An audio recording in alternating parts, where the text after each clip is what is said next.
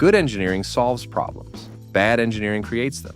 And when a tractor has too much power, too little control, or no rollover protection, it stops being a tool and starts being a liability. These are the 12 most dangerous tractors ever built. Number 12, Fordson F. It didn't look dangerous at first glance. In fact, Fordson F was the reason many farmers could afford a tractor in the first place. It was simple, lightweight, and mass-produced. But underneath that affordability was a design flaw that turned everyday fieldwork into a real hazard. At the time, it felt like a breakthrough.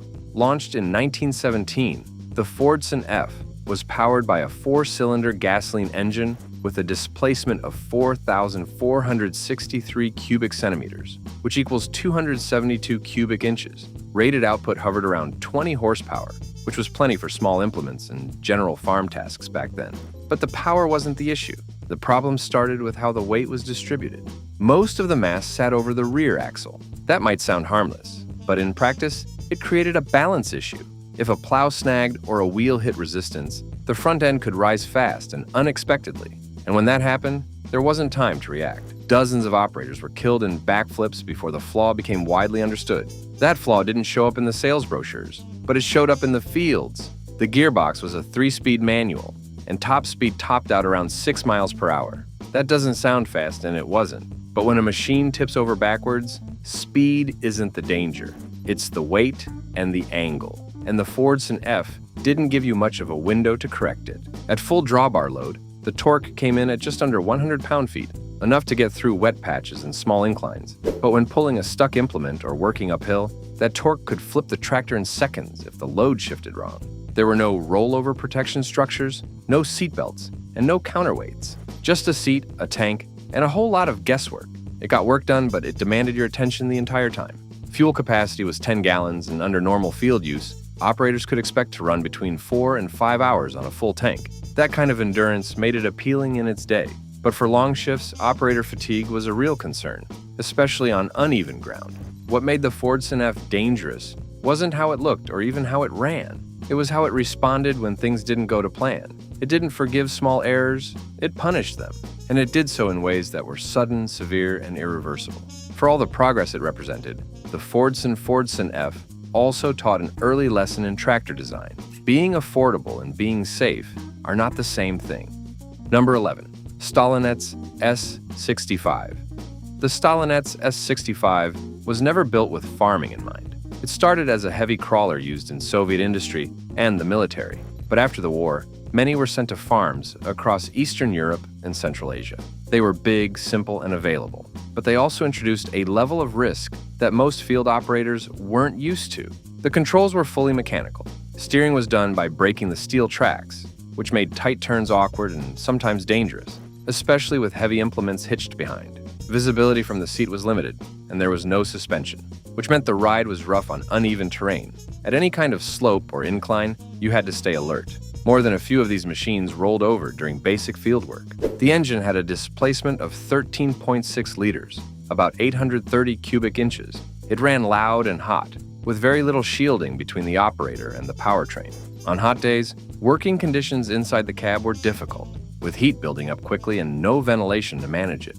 Exhaust fumes could hang inside the cabin for hours. Rated output was 65 horsepower, and for a steel-tracked tractor, that was enough to pull heavy tillage equipment. But once the tractor got into motion, it didn't handle changes well. If an implement caught or shifted, the force of the pull could transfer straight back to the frame. Braking systems weren't designed for fast stops, and on wet ground, the tracks could slide instead of bite. Torque was estimated at around 200 pound-feet, which gave it steady pull on flat ground.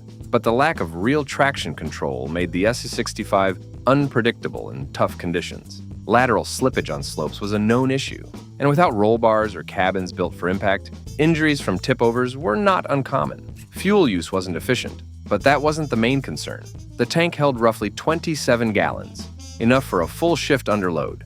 The real challenge came with reliability. Engine failures, clutch problems, and cooling issues often required midfield fixes. Restarting the machine wasn't quick. It used a small gasoline engine just to crank over the main diesel. Operators who worked the STALINETS S65 had to know its limits. It was built to pull, not to adapt. That rigidity made it useful in some cases, but also left no margin for error.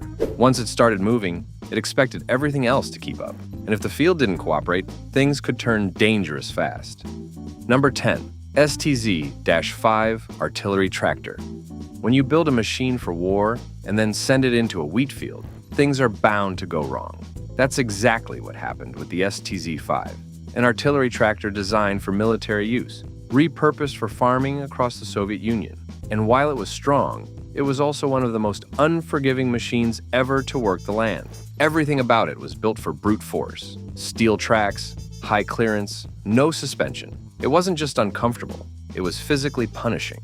Long days behind the controls left operators stiff, sore, and sometimes bruised. You didn't sit in the cab so much as hold on, and if you lost focus, the machine didn't wait. The engine was loud and raw, a four-cylinder diesel that needed serious coaxing just to start. It had a displacement of 7,400 cubic centimeters, which equals 452 cubic inches. Once it was running, it didn't idle quietly. It rattled like a freight train. Heat poured through the floorboards. Exhaust filled the cabin. And you still had to steer. That's where things got dangerous. The STZ5 had poor weight distribution and high ground clearance, which made it surprisingly easy to tip, especially when dragging heavy tools across uneven ground. And with mechanical brakes that barely did their job, stopping wasn't quick or guaranteed. Top speed clocked in around 17 miles per hour, but that number was mostly theoretical. Most operators kept it much slower because the controls weren't just stiff, they were unpredictable. You didn't nudge the steering, you wrestled it. And if the tracks caught a rut, the whole frame could lurch sideways. Horsepower was rated at 50, which sounds low, but the danger wasn't in the speed, it was in the pull. The STZ5 didn't have finesse, it had momentum. And when something went wrong behind it, there was no soft reaction. Implements snapped, drawbars twisted, people got hurt. Torque came in near 140 pound-feet, which helped it drag heavy loads, but that strength came without stability. One misjudged turn or slope could flip the whole thing, and because visibility was poor, some operators didn't even see the danger coming until it was too late. Fuel capacity sat at 20 gallons, but nobody talked much about efficiency. They talked about survival. Keeping it running was hard, controlling it was harder. The STZ5 didn't kill with speed or power, it killed with indifference. Built for war, dropped into agriculture, and remembered by the people who learned sometimes the hard way that not every machine is meant for the field. Number 9. SPAL Pioneer.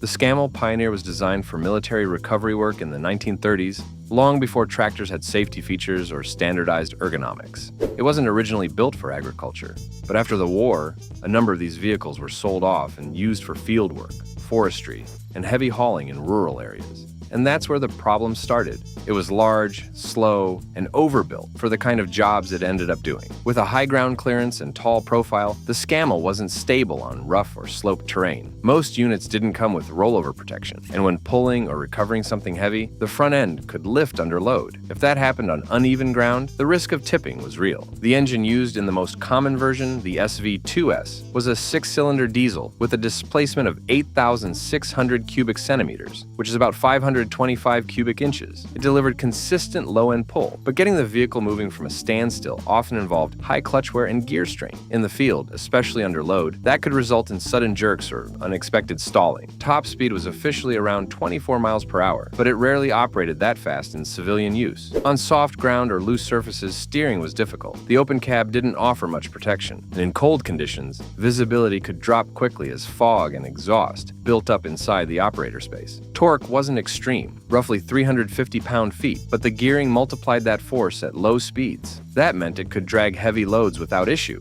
but also without forgiveness. If something behind it got caught or shifted, the SPAL didn't soften the blow. It kept pulling, and anything weak in the chain could snap or break without warning. The weight distribution also caused problems. With a large winch system and heavy boom mounted at the rear, balance was always rear-biased. That made it hard to control while descending slopes or when unladen. Some operators added counterweight counterweights or modified the axles, but that didn't fix the core issue, it just masked it. Fuel consumption ran high, close to 12 gallons per hour under load. In rural work, that meant frequent stops on refueling from barrels. Long shifts without proper maintenance often led to overheating, especially in warmer climates, where airflow through the radiator was limited by the bulky front-end design. The SPAL Pioneer was capable, but out of place in most farm environments. It wasn't designed for the field, and when used that way, its size, layout, and controls created more risk than reward. Number 8. Caterpillar D7.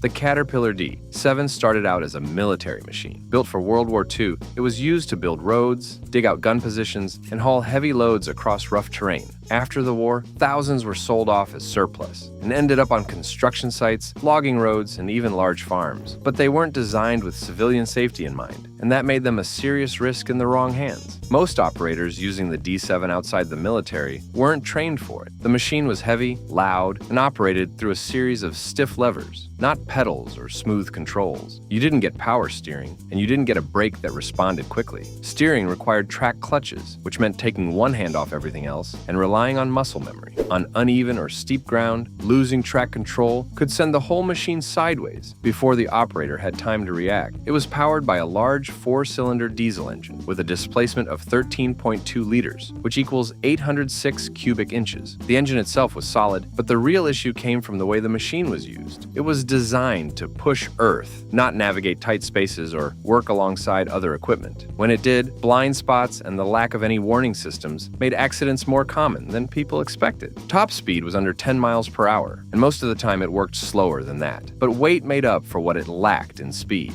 The D7 came in at over 34,000 pounds, and once it started rolling downhill, it took planning and space to stop it safely. The brakes were dry drum systems, prone to fade and difficult to maintain in remote areas. There was no cab, no seatbelt, and no rollover protection. That left the operator fully exposed to falling debris, tree limbs, or whatever got thrown by the blade. In forestry work especially, limbs could snap back over the hood or get caught under the tracks, kicking up toward the operator's seat with no warning. The drawbar pull on early models was over 14,000 pounds, enough to move almost anything. But that also meant anything that came loose, chains, tow cables, or stuck implements, could turn into high-speed hazards. There were no safeguards in place to contain failures like that. The Caterpillar D7 was a strong machine, but not a safe one. It was built for war, then placed in peacetime jobs it wasn't designed to handle, and for the people running them, it demanded attention every second it was moving.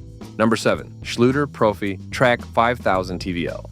The Schoutoter Proytrack 5000 TVL was never built for quiet jobs or small fields. Released in the late 1970s as a concept machine, it was one of the largest tractors ever made in Germany and one of the least forgiving. Only 2 units were built, and it didn't take long to understand why it never went into full production. At first glance, it looked impressive. Massive bodywork, long wheelbase, and a square stance that made it feel more like military hardware than a farm tractor. But once you got behind the wheel, things changed. The visibility from the raised cab was limited by the size of the hood, and the turning radius made tight maneuvers impractical. That might not matter in open fields, but on smaller European farms, it made everyday work risky. Power came from a V12 diesel engine with a displacement of 21.0 liters, or 1,281 cubic inches. That kind of size gave it enormous pulling force, but also made the tractor hard to control at lower speeds. The steering was hydraulic, but slow to respond. In wet or uneven conditions, you could feel the front end drift before the tires caught traction again. Horsepower was rated at around 500, which far exceeded what most implements of the time were designed to handle. If something failed during operation, coupling, a shaft, a hitch, the power surge wasn't limited. It would break clean through, often without warning, and in some cases, right near the operator. Top speed reached nearly 30 miles per hour, which was fast for a tractor this size. But with that speed came problems. The braking system was air-assisted, but stopping a machine that weighed over 33,000 pounds was never smooth. On public roads, it was considered unsafe at full speed,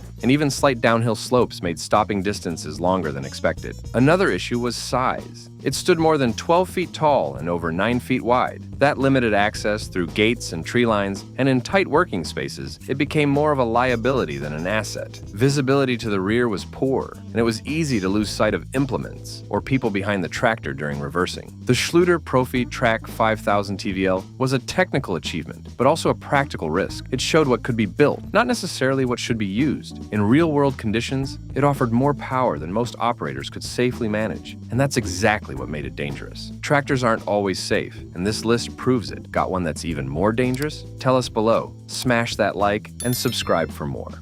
Number 6. Chamberlain Tailend Charlie. The Chamberlain Tailend Charlie earned its name during a coast-to-coast demonstration run in Australia back in 1953. It was the last unit in a convoy of bright orange tractors sent from Perth to Sydney. And while the journey proved the machine's durability, it also made one thing clear. This tractor had serious design risks, especially when taken off flat ground. It was built with a long wheelbase and an engine mounted well forward of the operator. That layout gave it decent drawbar stability, but it also created a problem: almost no weight over the front axle. Steering was light but vague, especially at speed or with heavy implements behind. And on uneven terrain, the front wheels had a habit of lifting or bouncing, making directional control unpredictable. The operator's seat sat far back, directly over the rear axle. That exaggerated every bump in the road. There was no suspension to absorb shock, just solid mounts between the driver and the chassis. Over time, long days took a physical toll, but the bigger issue came from visibility. With so much distance between the driver and the front of the machine, you couldn't see what was directly ahead. In tight paddocks or bush lines, that turned into real risk. Ditches, stumps, or people could go unnoticed until it was too late. The engine had a displacement of around 12,000 cubic centimeters, or 730 cubic inches. It was durable and simple, built for long hours in hot conditions. But the heavy cast iron block added more front-end weight without solving the balance issue. At low speeds, it was manageable. At higher speeds, especially downhill or on wet ground, control started to disappear fast. Top speed was about 20 miles per hour, which put it ahead of most tractors of the time. But it didn't have the braking to match. The drum brakes were basic and didn't offer much confidence once the wheels started sliding. There was no engine braking system, and the transmission wasn't geared for controlled descents. On slopes, that made it harder to stop than it should have been. There was no cab, no rollover bar, and no real shielding from moving parts. It was easy to step off the wrong side, especially during hitching or refueling, and get too close to exposed linkages or the rear PTO. Safety wasn't an afterthought. It just wasn't part of the design conversation yet. In the hands of an experienced operator, the Tailend Charlie could cover ground and take a beating, but the long chassis, poor balance, and limited steering feedback made it unforgiving in real-world use. Number 5. John Deere 9630. The John Deere 9630 was introduced in the late 2000s as one of the most powerful four-wheel drive tractors Deere had ever put on the market. It was meant to handle massive implements across large acreage operations, and it did that well. But the size, weight, and sheer force behind this machine came with trade-offs and real safety concerns. This wasn't a compact row crop tractor. Fully equipped, the 9630 could weigh over 44,000 pounds without ballast. When you add duals or triples and fill it with fuel, that number climbs fast. And with that kind of mass, once the machine was in motion, everything else had to adjust around it. If something went wrong, if a trailer jackknifed, a tire failed, or the brakes lost bite, it wasn't the tractor that paid the price. It was whatever was in front of it. Power came from a 6-cylinder diesel engine with a displacement of 13.5 liters, which equals 823 cubic inches. That engine gave it enough muscle to pull the largest equipment available, but it also meant that minor operator errors had big consequences. Overloading a drawbar, misjudging a turn, or engaging the PTO underload could all result in damage or injury if the operator wasn't experienced. Visibility from the cab was decent, but not flawless. On large flat fields, it wasn't a concern. But when backing up large grain carts or working near ditches and tree lines, blind spots became an issue. And at night, especially during long harvest shifts, those risks multiplied. Some operators tried to retrofit extra lighting, but the real issue was reaction time. When things went sideways with this much momentum, recovery wasn't always possible. Top speed was just over 25 miles per hour, which doesn't sound extreme until you factor in the weight and the road conditions. On gravel or soft shoulders, that speed could make the tractor unstable. And even with articulated steering, sudden correction at higher speeds could make the back half of the machine swing wide, putting stress on the hitch or implement frame. Rollovers weren't common, but they weren't unheard of either, especially in hilly terrain. The high center of gravity and long wheelbase meant it didn't take much tilt under full load to cause problems. In wet or sloped fields, traction control could only do so much. Add an inexperienced driver or a moment of inattention, and things could escalate quickly. The cab was comfortable and equipped with safety features, but most of the danger came from what was happening outside it. The 9630 was a machine that didn't forgive carelessness. It required planning, training, and space to operate safely. The John Deere 9630 wasn't faulty by design. It was just too much machine for the wrong operator. Number 4. Kverneland K700. The Kverneland K700 came out of the Soviet Union in the early 1960s, built not for precision farming, but for moving massive amounts of earth and iron across wide, rough land. It was never subtle. Bright orange paint, towering size, and an engine note that sounded more like a locomotive than a farm machine. But under all that presence was a serious issue. It wasn't designed to keep its operator out of danger. It was designed to get the job done, whatever the cost. From the start, it was clear this wasn't built for small fields or fine adjustments. The K700 was massive, both in weight and dimensions. Fully loaded, it pushed close to 24 tons. The sheer bulk made it hard to slow down, hard to maneuver, and nearly impossible to correct if things started to go wrong. Power came from a 12-cylinder diesel engine with a displacement of 15.9 liters, which is 971 cubic inches. It had the muscle to rip through packed soil or tow huge attachments, but with no modern load sensors or traction control, all of that force was manual. Operators had to rely on feel, which left a narrow margin for error, especially when working in uneven conditions. The cab design was basic, with minimal insulation and almost no concern for operator safety. There was no rollover protection, no reinforced cabin, just a metal shell with basic gauges and a hard seat. At higher speeds, the noise and vibration made it hard to hear warnings or feel mechanical shifts. And if something failed, there wasn't much between the operator and the failure itself. Top speed was around 19 miles per hour, which sounds manageable until you consider how unstable it became under load. Articulated steering helped it turn, but it also made it unpredictable at speed, especially on soft or uneven ground. The rear half could swing wide if a turn was taken too fast, or the front end could dig in unexpectedly, throwing the whole machine off balance. The real danger came during transport or downhill work. The brakes were basic, not designed for precision stops under heavy load. If momentum built up, especially on wet ground or gravel, stopping required more distance than most operators had. There were no automatic downshift systems or hill hold features. If you missed your line, you rode it out. Visibility wasn't terrible, but reaction time was. The controls were slow, hydraulics delayed, and the overall handling was unforgiving. You didn't make small corrections, you made big ones. And that's where most of the accidents came from. A stall at the wrong angle, a jackknife while reversing, or a brake misjudged on a slope, all of it happened faster than the machine could react. The Kverneland K700 wasn't dangerous because it was flawed. It was dangerous because it assumed the operator could handle anything. And that's exactly what made it a risk in the field. Number 3, Case IH Steiger 400 wheeled 4-wheel drive tractor. By the time the Case IH Steiger 400 rolled out, farming had become a different kind of business. Bigger equipment, longer seasons, tighter windows. And this machine was built to match that scale. It didn't mess around. Big frame, big engine, big attachments. But when a tractor's this powerful and this heavy, mistakes don't stay small. It came out of the factory, rated for close to 400 horsepower. But what stood out wasn't the number, it was how that power showed up. The 4-wheel drive system, combined with an articulated chassis, meant it could move massive implements through tough ground without hesitation. But it also meant that if the operator lost focus or control, the machine didn't slow down to forgive them. It kept going. At full weight, with ballast and dual tires, the 400 could tip past 46,000 pounds. That kind of mass, once it starts moving, doesn't stop quickly. And it definitely doesn't turn like a smaller rig. The articulation helped with maneuvering, but it also created strange behavior on slopes or during quick direction changes. In tight spaces or wet fields, that kind of swing could mean damage, or worse. The engine had a displacement of 12.9 liters, which equals 788 cubic inches. That gave it constant low-end pull, and it was built to work all day under pressure. But when paired with inexperienced hands, the tractor often overpowered the task. It didn't bog down. It dragged things deeper, faster, or farther than they were meant to go, and that created hazards at both ends of the hitch. Visibility was decent from the cab, but long implements, dust, and early morning starts made it easy to miss something. A misjudged turn or a backed-up grain cart could put you into trouble without much warning. And with that much weight behind you, reaction time wasn't always fast enough. Top speed landed just under 25 miles per hour, which might not raise eyebrows, until you realize how many operators were road hauling equipment between fields. Add a full fuel tank, a loaded hitch, and a hilly road, and stopping became a real issue. The brakes were strong, but not flawless.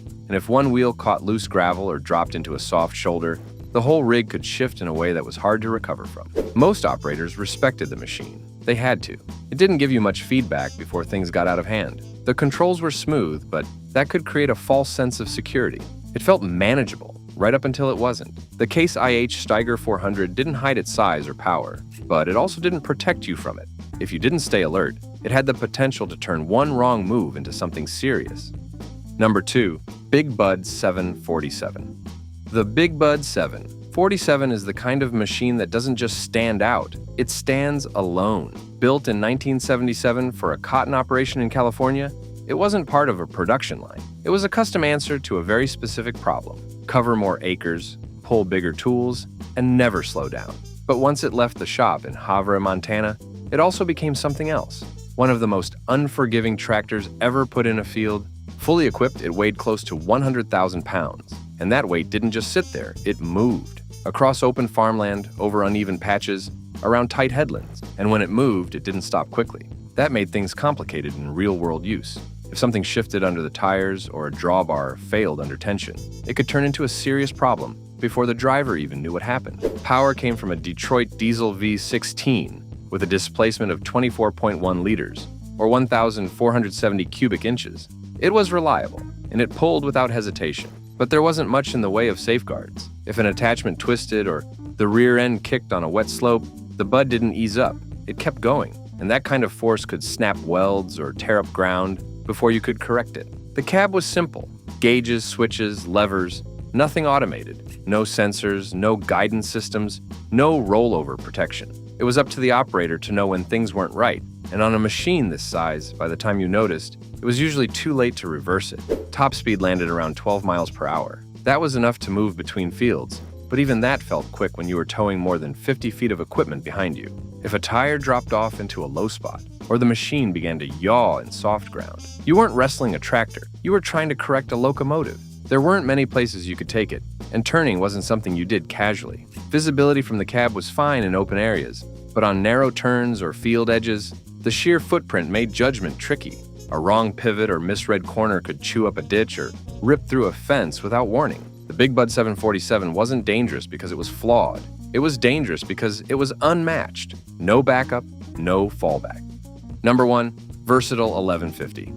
The Versatile 1150 didn't try to be subtle. It was tall, wide, and built with one goal in mind: pull harder, run longer, and cover more ground than anything else in its class. But that kind of brute force came with trade-offs. And for the operators who worked with it, the margin for error was thin. Introduced in the early 1980s, the 1150 landed at a time when equipment was getting bigger fast. Farms were scaling up, and the machines had to follow. Versatile had already made a name for itself with strong, no-nonsense tractors. But this one went further. It was their biggest, and it wasn't built to slow down. At full load, the tractor could weigh more than 40,000 pounds, and with its articulated chassis and 4 massive tires, it could move that weight quickly across open fields. But once it started moving, it became clear how little room there was for a mistake. A poorly timed turn or misaligned implement could send the frame flexing the wrong way, and in soft ground or on a slope, that kind of movement didn't always stay under control. Power came from a Cummins KTA engine with a displacement of 19.0 liters, which equals 1,160 cubic inches. It was reliable, but there was no gentle throttle response. It delivered all the force you asked for, sometimes more than the field conditions could handle. The real risk came when things weren't perfect. The articulation system, while helpful for turning, created instability when moving fast with a loaded hitch. The back half of the tractor drifted off track, especially with heavy tillage gear behind it. There wasn't much the operator could do to pull it back. That led to damage, roll risk, or worse. Inside the cab, visibility was decent but limited by the size of the hood and the long frame. There were no backup cameras, no sensors, no electronic stability help. Everything came down to the driver's feel for the machine. And with this much weight and horsepower in play, that wasn't always enough. The Versatile 1150 worked best in open level fields. Anywhere else, it demanded total focus. It didn't feel reckless, but it didn't protect you either. And that's what made it dangerous. Whether it was bad design, brute force, or just too much power for the job, these tractors made the list for good reason. Got another one that earned a warning label? Tell us in the comments, hit like, and subscribe for more hard-hitting tractor breakdowns.